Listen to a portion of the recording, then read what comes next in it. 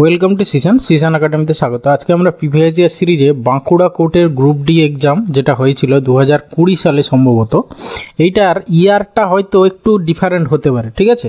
হয়তো 2019 হতে পারে বা 2020 হতে পারে। আমি দেখো আগের একটা ভিডিও তোমাদের আপলোড করেছি যেটা হচ্ছে গিয়ে 2019 সালের বলে, ঠিক আছে? দুটো ছিল বাঁকুড়া কোর্টের গ্রুপ ডির এক্সামের কোশ্চেন পেপার আমার কাছে। একটা ছিল টোটাল 100 মার্কসের, সেখানে হচ্ছে গিয়ে ম্যাথসের অনেক কোশ্চেন ছিল, সম্ভবত 25, আর এটাতে কিন্তু খুব বেশি কোশ্চেন নেই, ঠিক আছে? সেই জন্য বলবো যারা এই কোর্টের এক্সামের প্রিপারেশান নিচ্ছ, বিশেষ করে ক্যালকাটা হাইকোর্ট বলো বা যে কোনো ডিস্ট্রিক্ট কোর্টের এক্সামের প্রিপারেশান নিচ্ছ, তাদেরকে বলবো অবশ্যই ক্লাসটা শেষ পর্যন্ত দেখো। এই টাইপের ম্যাথসের কোশ্চেন তোমরা পরীক্ষায় পেলেও পেতে পারো। ওকে, চলো লেট স্টার্ট। তার আগে বলবো চ্যানেলে যারা নতুন, চ্যানেলটা অবশ্যই সাবস্ক্রাইব করো। ওকে, আর যদি ভিডিওটা ভালো লাগে প্রথমেই বলছি একটা অবশ্যই লাইক করো। আর হচ্ছে গিয়ে কোন ভিডিও তোমরা চাও, কোন ম্যাটারের উপরে তোমরা ক্লাস চাও সেটা অবশ্যই কমেন্টে জানিও, তাহলে আমি সেই রকম ক্লাস নিয়ে আসার চেষ্টা করব। ওকে, চলো লেট স্টার্ট। ফার্স্ট কোশ্চেন কী আছে দেখে নাও।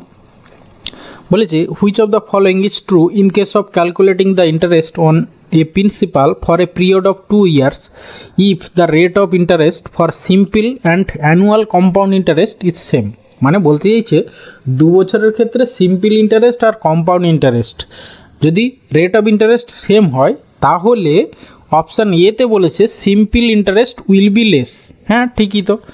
তারপরে কি বলেছে দেখি, compound interest will be less. না, কম্পাউন্ড ইন্টারেস্টের তো বেশি হবে, ঠিক আছে? তাহলে অপশান বি হবে না। Both will be equal, both তো ইকুয়াল হবে না, simple interest compound interest equal নয়। আর নান অফ দ্য অ্যাবাভ তো আসছেই না, তাহলে অপশান এ হবে অ্যান্সার এখানে। ওকে, এরপরে আসি কোশ্চেন নাম্বার 2। কী বলেছে, if the average of first 21 natural number is 11, what will be the average of first 20 natural number? তোমাদেরকে আমি বলেছিলাম, যারা আমার রেগুলার ক্লাস করো তারা জানো, সবসময় যদি নাম্বারগুলোর মধ্যে ডিফারেন্স সেম হয়, দেখো এখানে যেহেতু ন্যাচারাল নাম্বার বলেছে 1 থেকে 21 পর্যন্ত, প্রথম ক্ষেত্রে 21টা ন্যাচারাল নাম্বার, মানে প্রত্যেকটা ডিফারেন্স কি 1 1 1 করে, ঠিক আছে? যখন ডিফারেন্স সেম হবে তখন মিডিল নাম্বারটাই হচ্ছে এভারেজ, ঠিক আছে? তাহলে দেখো 21টা নাম্বার, তাহলে এইদিকে 10টা আর এইদিকে 10টা, এইদিকে 10টা আর এইদিকে 10টা, মিডিলে কে পড়ছে দেখো, হ্যাঁ এখানে হচ্ছে কি 11, সেই জন্য মিডিল নাম্বারটাই এভারেজ। সিমিলারলি 20টা ন্যাচারাল নাম্বার বলেছে, তাহলে এই দিকে দেখো 10টা হবে আর এই দিকে 10টা হবে, যেহেতু ইভেন নাম্বার অফ নাম্বারস, ঠিক আছে? তখন কি করব না, এই যে দেখো এইখানে লাস্ট নাম্বারটা কী হবে 10 আর এইখানের ফার্স্ট নাম্বারটা হবে 11। হ্যাঁ, মানে ফার্স্ট নাম্বার তোমার 1 আর লাস্ট নাম্বার হচ্ছে গিয়ে তোমার 20। ওকে, আমরা যদি পরপর লিখি, এইখানে আসবে 10, তারপরে 11। এবার যেহেতু জোড় সংখ্যক নাম্বার দেওয়া আছে, আগেরটায় বিজোড় সংখ্যক ছিল, সেই জন্য মিডিল নাম্বারটা এভারেজ। এখানেও মিডিল নাম্বারটা এভারেজ। এই যে দুটো, এই যে মিডিল যে দুটো নাম্বার, তাদের এভারেজটাই হবে গিয়ে তোমার টোটাল 20 নাম্বারের এভারেজ, ঠিক আছে? জাস্ট এর থেকে মানে কী হবে, 10.5 হবে, মানে 10 আর 11-র মধ্যবর্তী সংখ্যা কি 10.5, তাহলে আমাদের অপশান এ হবে অ্যান্সার। ওকে, এটা যদি কনসেপ্টটা তোমার জানা থাকে তাকে দেখেই অ্যান্সার বলতে পারবে। ওকে, এরপরে কোশ্চেন নাম্বার 3 কী বলেছে দেখো, বলেছে মাল্টিপ্লিকেশন অফ 3 and -4। বুঝতেই পারছো, তোমার 3 এর সামনে কি আছে, প্লাস আছে, তাহলে +3 ইন্টু হচ্ছে গিয়ে -4, প্লাস মাইনাসে মাইনাস, 4 3 12, তাহলে -12 হয় আমাদের অ্যান্সার, তাহলে অপশান সি অ্যান্সার। ওকে, এরপরে আসি কোশ্চেন নাম্বার 4। এখানেও দেখো বলেছে মাল্টিপ্লিকেশন অফ 2 -5 and 0। যখনই 0 থাকবে, ঠিক আছে, কোনো কিছুর সঙ্গে সে যত বড় নাম্বার হোক না কেন, তার সঙ্গে 0 গুণ করলে সেটা অটোমেটিক্যালি 0 হয়ে যাবে, তাহলে অপশান বি হবে এখানে অ্যান্সার। ওকে, এরপরে আসি কোশ্চেন নাম্বার 5। কী বলেছে দেখো, বলছে which of the following numbers when dividing 1657 and 2037 leaves behind 6 and 5 as a remainder respectively? ঠিক আছে, তাহলে বলতে চাইছে যে তোমার 1657কে যখন ভাগ করছে, ঠিক আছে, 1657, সেখানে হচ্ছে কি রিমাইন্ডার কত থাকছে তোমার 6, তাহলে এখান থেকে তুমি 6 বাদ দিয়ে দাও, তাহলে আসছে কত 1651। আর একটার হচ্ছে গিয়ে 2037, তার সেক্ষেত্রে রিমাইন্ডার হচ্ছে গিয়ে তোমার 5, যদি আমরা বাদ দিই তাহলে কত হবে 2032, ঠিক আছে? এবারে দেখো এই যে দুটো নাম্বার, এটা এইটা আর এইটা কখনো 5 দ্বারা তো ডিভিজিবল নয়, তাহলে আমাদের অপশান সি আর অপশান ডি প্রথমেই এলিমিনেট হয়ে গেল। কারণ কি এই 1651 আর হচ্ছে গিয়ে 2032 এটা হচ্ছে 235 দ্বারাও ডিভিজিবল হবে না, 305 দ্বারাও ডিভিজিবল হবে না। কারণ কি ইউনিট ডিজিটটা হয় 0 বা 5 হতে হবে। ঠিক আছে, তাহলে অপশান সিডি অটোমেটিক্যালি এলিমিনেটেড হয়ে গেল। এরপরে পড়ে থাকলো তোমার 123 আর হচ্ছে 127। 123 দেখো 3 দ্বারা ডিভিজিবল, 3 4 12, 3 1 3। তাহলে যে নাম্বার, এই যে দুটো নাম্বারকেও তাহলে 3 দ্বারা ডিভিজিবল হতে হবে।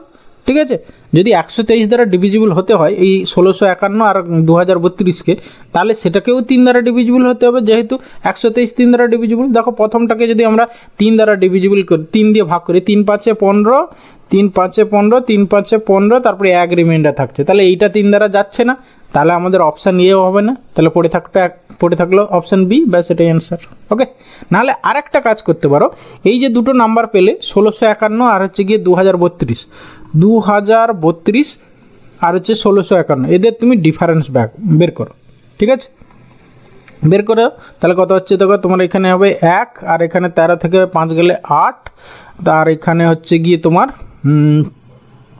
381। এবার 381 দেখো তোমার কত দিয়ে যায়, দেখো এটা বুঝতেই পারছো, যদি আমরা 123 মানে 3 দ্বারা ডিভিজিবল, বা এটাকে তুমি ফ্যাক্টর করো, এটাকে ফ্যাক্টর করো। ঠিক আছে, দেখো তোমার কত দিয়ে যাবে, 3-এ যাবে কি, 3 1 3, 3 2 হ্যাঁ 3-এ যাবে, 3 1 3, 3 2 6 আর 3 7 21। দেখো 127 একটা 381-র মধ্যে একটা ফ্যাক্টর আসছে, ব্যাস এটাই অ্যান্সার। ওকে, এইভাবেও করতে পারো, না হলে আমি যে প্রসেস বললাম যে 123 3 দ্বারা ডিভিজিবল, তাহলে এই 1651 2032 এটাও 3 দ্বারা ডিভিজিবল হতে হবে। দেখছি যে 1651 3 দ্বারা ডিভিজিবল হচ্ছে না, ব্যাস তাহলে অপশান বি অ্যান্সার। ওকে, তাহলে অপশান এ হবে না।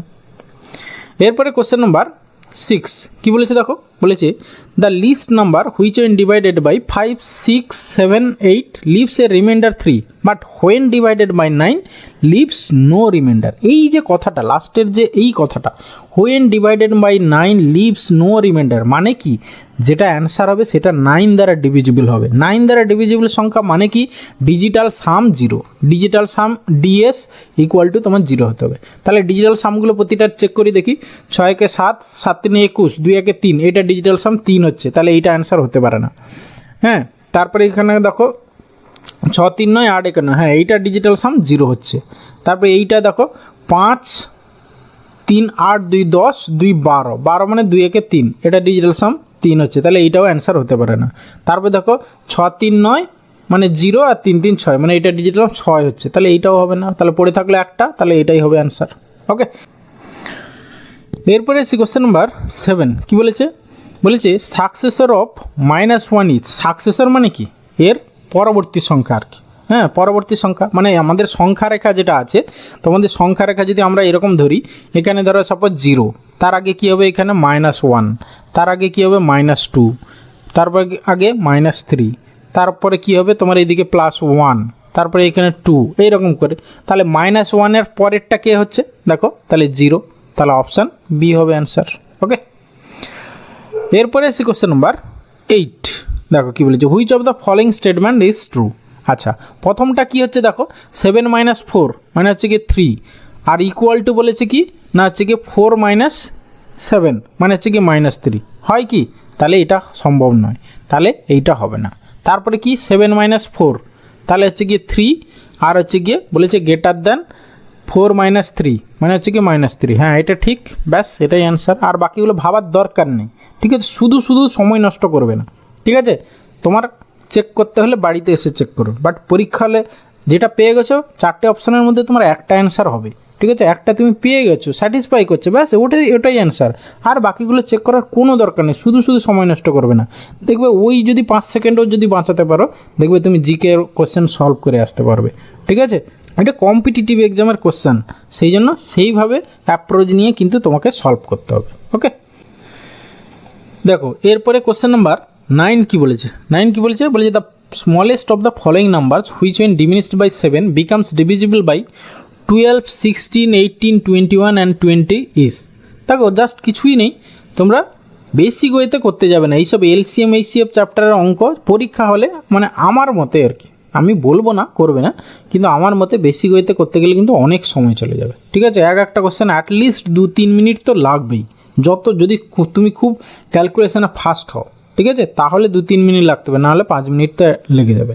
ওকে, সেই জন্য বলবো অপশান এলিমিনেশন মেথড অ্যাপ্লাই করবে। দেখবে আমার এলসিএম এইচসিএফ চ্যাপ্টারের 3টে ক্লাস আছে, ঠিক আছে, যদিও কোশ্চেনগুলো বাংলা ভার্সানে, সেই ক্লাসগুলো দেখে নেবে, তাহলে দেখবে খুব এলসিএম এইচসিএফ চ্যাপ্টারের কোনো কোশ্চেন তোমার আর আটকাবে না। ওকে, যাই হোক, দেখো এখানে কি বলেছে, তাহলে আমাদের বেসিক ওয়েতে যদি যাই, তাহলে আমাদের কি করতে হবে না, হচ্ছে কি 12, 16, 18, 21 আর 28 এদের এলসিএম, তার সঙ্গে দেখো 7 যোগ করতে হবে, মানে অ্যাকচুয়ালি এলসিএম প্লাস 7, এটাই হবে তোমার অ্যান্সার।